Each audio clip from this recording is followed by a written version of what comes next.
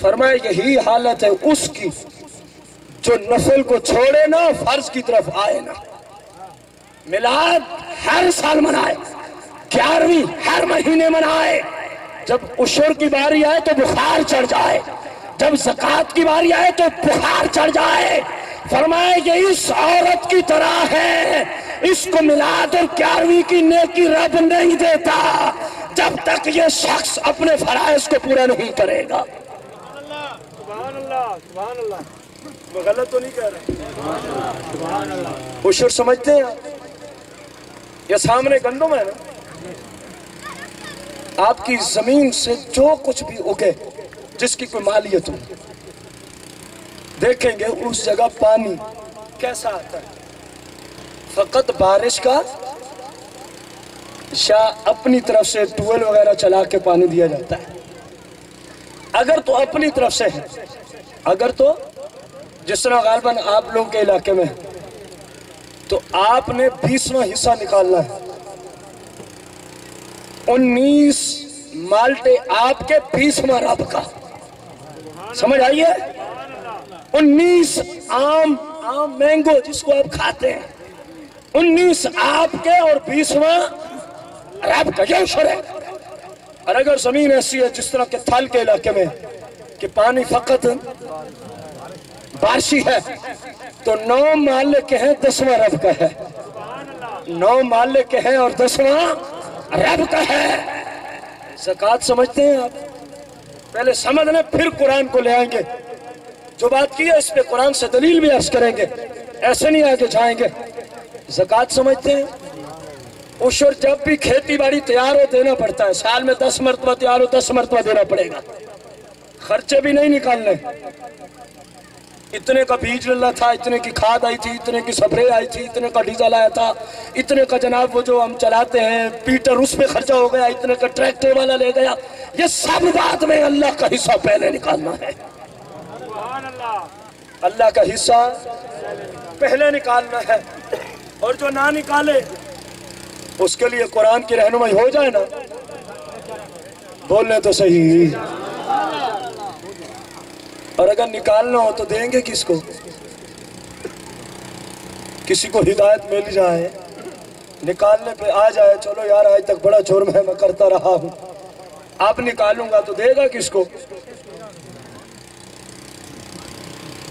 بتائیں تو صحیح۔ ہر اس شخص کو عشر دینا جائز جس کو اسلام کی روشنی میں زکوٰۃ دینا جائز ہوتا ہے۔ زکوٰۃ والا نصاب ادھر لاگو ہوگا۔ اب ہم اس نصاب کی طرف نہیں جائیں گے، کسی نے دیکھنا ہو ابھی ایک پمفلٹ حج اور عمرے کے مسائل پہ تقسیم ہوگا محفل کے اختتام پہ، اس میں نیٹ کی ایک ویب سائٹ دی ہوگی، اس میں زکوٰۃ کے موضوع پر تقریباً 4 گھنٹے کا بیان موجود ہے، اس میں آپ جائیں گے تو ساری تفصیلات آپ کو مل جائیں گی کہ کس کس کو دے سکتے ہیں، کس کس طرح فرض ہوتی ہے، کیسے فرض ہوتی ہے، کس طرح نکالی جاتی ہے۔ تقریباً کتنے گھنٹے کا بیان؟ 4 گھنٹے کا بیان زکوٰۃ کے موضوع پر، اس میں آپ کو ساری تفصیلات مل جائیں گی۔ اب ہم قرآن کی روشنی میں عرض کرنے چلے ہیں جو زکوٰۃ نہ دے، کیونکہ زکوٰۃ سونا چاندی جانور اور مال ان کا جو حق نکالے اس کو زکوٰۃ، اور جو عشر ہے یہ زمین کی زکوٰۃ ہوتی ہے۔ یہ کون سی زکوٰۃ ہوتی ہے؟ زمین کی زکوٰۃ ہوتی ہے۔ اب جو نہ نکالے قرآن سے فیصلہ ہے۔ ایک تو وہ پچھلی آیت ہے نا، وَمَن يَعْصِ اللَّهَ وَرَسُولَهُ وَيَتَعَدَّ حُدُودَهُ يُدْخِلْ نَارًا خَالِدًا فِيهَا وَلَهُ عَذَابٌ مُّهِينٌ۔ وہ آیت تو یاد ہے۔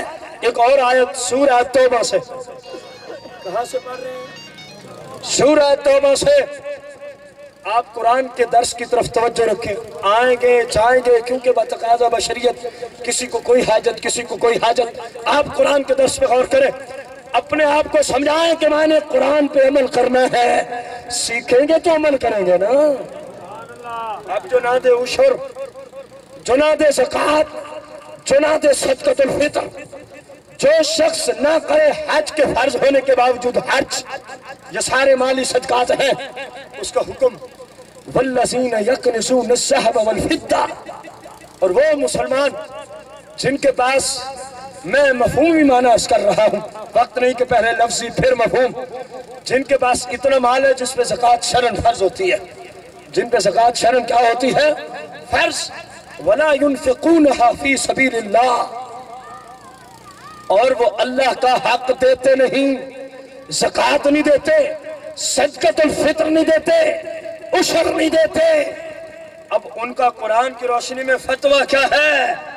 فرمایا فَبَشِّرْهُمْ، اے محبوب آپ ان کو سنا دیں خوشخبری، فَبَشِّرْهُمْ، جو عشر نہ دے، جو زکوٰۃ نہ دے، فَبَشِّرْهُمْ، آپ اس کو بتا دیں، آپ اس کو کس چیز کا؟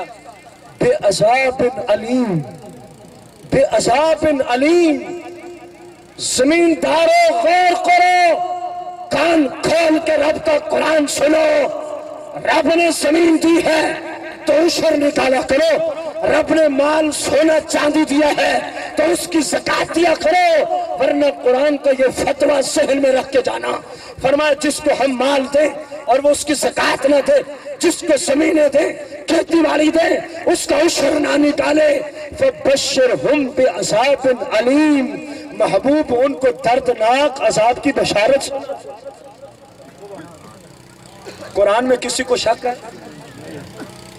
آپ بتائیں جو زکوٰۃ نہ دے، اس آیت کی روشنی میں اس کو کس کی بشارت دے رہا ہے قرآن؟ اونچی بولے۔ اور جو عشر نہ نکالے اس کو، یار آپ بولتے نہیں۔ میرے پاس قرآن سے اچھی کوئی کتاب نہیں ہے کہ جس سے میں آپ کے سامنے دلائل رکھوں۔ میرے سامنے قرآن ہے، قرآن، اور اس سے بڑی معتبر کتاب ہمارے پاس موجود۔ تو آپ قرآن پہ نہ بولیں گے تو پھر کب بولیں گے؟ بولو جو عشر نہ دے، قرآن کس کو کیا کہہ رہا ہے؟ اونچی بولیں۔ جو زکوٰۃ نہ دے، قرآن کیا کہہ رہا ہے؟ اور پھر وہ کتنا بڑا بدبخت ہے جو جامعات کے نام پر، یتیم و مسکینوں کے ناموں پر زکوٰۃ اور عشر وصول کرتا ہے، خود کھا جاتا ہے غدار۔ وہ کتنا بڑا ظالم انسان ہے جو اپنی نہ دے وہ جہنمی، جو کسی کی لے کے کھا جائے وہ اس سے اگلے درجے کا دوستی ہے، وہ اس سے بھی اگلے درجے کا۔ یہ زمین کس کی ہے؟ اونچی بولیں، مزید اونچی بولیں۔ اللہ کی۔ کہیں مرنے والے کی تو نہیں؟ ایک مرتبہ پھر سوچ سمجھ کے بتائیے۔ ایک شخص ہے جس کا نام خالد، اس کے 10 مربع زمین ہے۔ اب یہ زمین کس کی ہے حقیقت میں؟ یار بولیں تو صحیح۔ میں آپ کی اصلاح کرنے بیٹھا ہوں، کہانیاں نہیں سنا رہا، رب کا قرآن سناتا جا رہا ہوں۔ قسمت والوں کی قسمت سمرتی آ رہی ہے، رب جس کو ہدایت دے گا اس کے گناہ جھڑتے جا رہے ہیں۔ کائنات میں قرآن سیکھنے سے بڑی نیکی ایمان لانے کے بعد کائنات میں اور کوئی نہیں ہے۔ سب سے بڑی نیکی ہے تو قرآن کو سیکھنا ہے۔ ہمارے صحابہ اسلاف کہتے کہ قرآن کا کچھ تھوڑا سا مسئلہ سیکھنا 1000 رکعت نماز پڑھنے سے افضل، 1000 جنازوں میں شرکت کرنے سے افضل، 1000 نفلی روزہ رکھنے سے افضل ہے قرآن و حدیث کی روشنی میں کسی ایک مسئلے کو سیکھ لینا۔ آپ کتنے مسائل سیکھ چکے ہیں اور سیکھتے جا رہے ہیں سرکار کے توسل سے۔ زمین کس کی ہے؟ اللہ کی۔ خالد کی تو نہیں ہے، مجازی ملکیت خالد کی ہے، مجازی۔ اب خالد کو حق حاصل ہے کہ اللہ نے زمین کے جو حصے کیے، خالد ان حصوں کو رد و بدل کر دے، تبدیل کر دے۔ خالد کو یہ حق کس نے دیا؟ بولیں۔ اللہ فرمایا زمین کا حصہ یوں یوں ہونا ہے، جائیداد اس طرح تقسیم ہونی ہے، اس طرح تیرے مرنے کے بعد وراثت تقسیم ہوگی۔ خالد کہے نہیں، اس طرح نہیں بلکہ اس طرح ہوگی۔ بتائیں اس نے رب کی مانی؟ نہ مانی۔ اس نے رب کی سوال، اس زمین میں مرنے والے کی تمام جائیداد میں جہاں قرآن میں بیٹوں کا حق آیا وہیں بیٹی کا آیا کہ نہ؟ اب آپ سمجھے ہوں گے کہ میں کیا سمجھانا چاہتا ہوں۔ وہیں بیٹی کا حق آیا کہ نہ آیا؟ اور یہ ایسا حق ہے وراثت والا، اگر بیٹی کہہ بھی دے میں نے نہیں لینا، اسلام تب بھی کہتا ہے اس کو دو، اسلام تب بھی کہتا ہے اس کو، بیٹی کے کہنے سے معاف نہیں ہوتا، کیونکہ یہ اللہ کا مقرر کردہ حق ہے، اس کو لینا پڑے گا۔ جس طرح نماز اللہ کی طرف سے مقرر کردہ حق ہے، پڑھے بغیر گزارا، جس پہ فرض ہے وہ کہے میں نے معاف کی اپنے آپ پہ، معاف ہو جائے گی، تو یہ بھی اللہ کی طرف سے فرض ہے۔ اب خالد چاہتا ہے کہ میری ساری جائیداد کس کو ملے؟ بیٹے کو۔ اونچی بولے ہیں، ہمارے معاشرے میں تو یہ گناہ ہے، پتہ نہیں آپ کے علاقے میں ہے کہ نہیں ہے، فیصل آباد میں تو یہ ہے کہ وہ بدماش کہتا ہے میری ساری جائیداد بیٹے کو ملے۔ قرآن کہہ رہا ہے جہاں بیٹا تیرا وارث ہے وہیں بیٹی کو بھی رب نے وارث بنایا ہے، وہیں بیٹی کو بھی رب نے وارث۔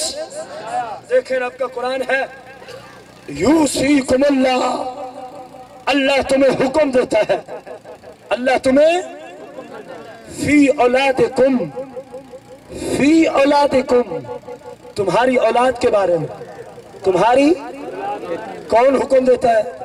اونچی بولے، جس طرح بلند ذات ہے اسی طرح بلند نام لے کے کہیں، اللہ حکم دیتا ہے مسلمانوں کو فی اولادکم، مسلمانوں کی اولاد کے بارے میں۔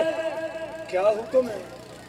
مثل حظ الانثیین، فرمایا جتنا تیرے بیٹے کا حصہ ہے اس سے آدھا حصہ اللہ کا حکم ہے تیری بیٹی کا ہے۔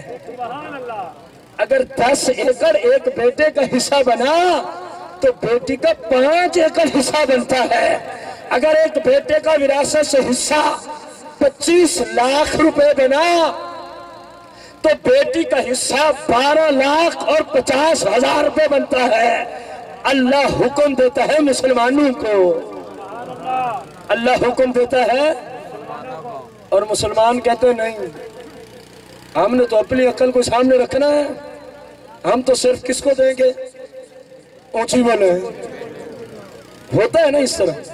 اب اس نے رب کی قرآن کی اس آیت پہ عمل کیا، رب کے حکم کو مانا، اور ادھر کیا ہے وَمَن يَعْصِ اللَّهَ وَرَسُولَهُ، یقین جانے یہ ایسی مقدس آیت ہے میری زندگی ختم ہو سکتی ہے، وَمَن يَعْصِ اللَّهَ وَرَسُولَهُ کی تفسیر ختم نہیں ہو سکتی۔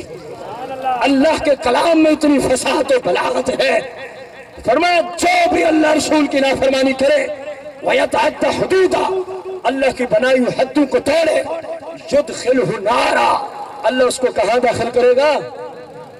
اللہ نے بیٹی کا حصہ رکھا کہ نہ رکھا؟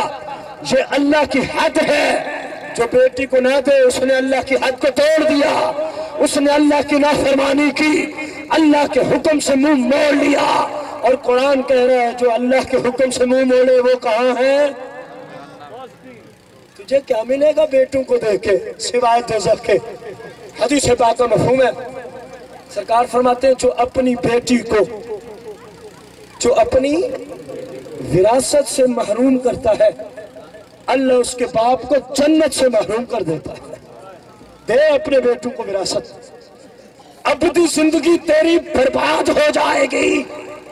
سرکار کی حدیث کبھی غلط نہیں ہو سکتی۔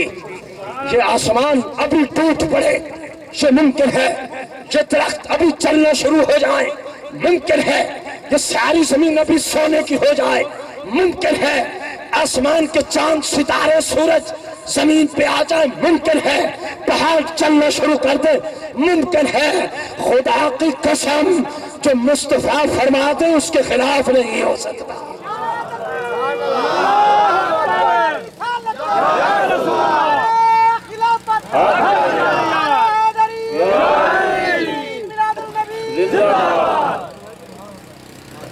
سبحان اللہ، سبحان اللہ۔ بیٹی کو حق نہ دو، اللہ کے محبوب نے فرمایا تو ادھر بیٹی کا حق مارتا ہے رب تجھے جنت سے محروم کر دیتا ہے۔ کتنا بڑا بے عقل ہے وہ انسان جو اپنے بیٹوں کی مستقبل اور کون سی زندگی کا مستقبل سنوار رہا ہے۔ سرکار نے ایک دن صحابہ سے پوچھا، صحیح میں حدیث موجود، فرمایا دنیا کی زندگی کو کتنا سمجھتے ہو آخرت کے معاملے میں؟ ساروں نے عرض کی قالوا اللہ ورسولہ عالم بالصواب، یا رسول اللہ اللہ بہتر جانتا ہے، اللہ کا رسول بہتر جانتا ہے۔ سرکار نے فرمایا ایک بندہ ہو اپنی انگل کو سمندر میں داخل کرے، کس جگہ؟ پھر فرمایا کھینچ لے، فرمایا اب دیکھو انگل پہ کتنا پانی ہے اور سمندر میں کتنا پانی موجود ہے۔ فرمایا جو انگل پہ پانی ہے یہ دنیا کی زندگی کی مثال ہے، جو سمندر میں پانی موجود ہے یہ قبر و آخرت کی زندگی کی مثال ہے۔ یہ کتنا بڑا بدبخت ہے جو اپنے بیٹے کی اس قدر مختصر زندگی کو سنوارنے کے لیے بیٹیوں کو وراثت سے محروم کر کے خود جنت سے محروم ہو جاتا ہے۔ خود جنت سے کیا ہو جاتا ہے؟ محروم ہو جاتا ہے۔ آپ کو پتہ ہے بیٹیوں کو وراثت سے محروم کرنا یہ مشرکین عرب کا طریقہ ہے، یہ کفار کا طریقہ ہے، یہ بت پرستوں کا طریقہ ہے۔